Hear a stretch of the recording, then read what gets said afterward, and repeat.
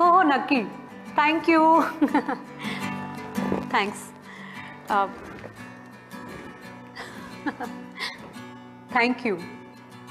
फक्त 2च शब्द जगात सगळ्यात जास्त वापरले जाणारे. कदाचित आय लव्ह यू पेक्षाही जास्त. समोरच्यालाही किती समाधान मिळतं आपल्या एका छोट्याशा थँक्यूनं. आणि आपणही अगदी न चुकता प्रत्येकाला थँक्यू म्हणतो. कंडक्टरनं बसचं तिकीट दिलं की त्याला थँक्यू. भाजीवाल्यानं एक्स्ट्रा कोथिंबीर दिली तर त्याला थँक्यू. तेवढंच काय तर व्हॉट्सॲपवर हल्ली जनरली हाऊ आर यू विचारतात ना, त्यांना सुद्धा आपण थँक्यू म्हणून एक स्माइली सुद्धा पाठवतो.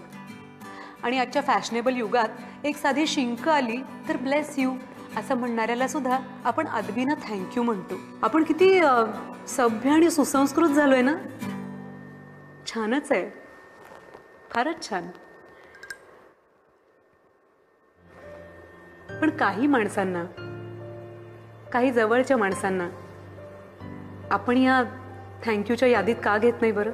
आपली आई लहानपणी आपल्याला ताप आलेला असताना रात्र रात्र जागून काढणारी, आपल्याला जरासं बरं नसलं तर कुणाला न सांगता हाफ डे टाकणारी, रजा घेणारी, इतकी वर्ष न कंटाळता घरातल्या प्रत्येकाच्या आवडीचा स्वयंपाक करणारी, आपली बहीण. लहानपणी भले कितीही भांडलो असू आपण, पण प्रत्येक राखी पौर्णिमेला आणि भाऊबीजेला मायेनं आतून आपली आठवण काढणारी, आपली वहिनी. आपला प्रेमभंग झाल्यावर आपलं मन रमवायला, आपला मूड पेपअप करायला दादाबरोबर आग्रहानं कॉफीला घेऊन जाणारी, आपली बायको. जीवाचा तुकडा. सकाळी 7:30 वाजताही डब्यात आपल्या आवडीचे पदार्थ स्वतः करून भरणारी मुलगी. थकून भागून घरी आल्यावर उत्साहानं दार उघडून स्वागत करायला येणारी. या सगळ्यांना कधी थँक्यू म्हणालोय आपण? किती सहज दुर्लक्षित करतो आपण यांना.